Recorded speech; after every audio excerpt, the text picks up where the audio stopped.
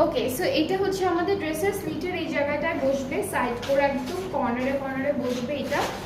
এরপরে হচ্ছে ফ্রন্ট আর ব্যাক পার্টের দামানি প্যানেলটা বসে যাবে। এটা হলো ওরা প্যান্টে দিয়েছে। আর এই ড্রেসটার সাথে আমরা একটা সুন্দর সেম কালারের দুপাট্টা পাচ্ছি, দুইটা পাড়ে অলরেডি এমব্রয়ডারি ওয়ার্ক করা আছে।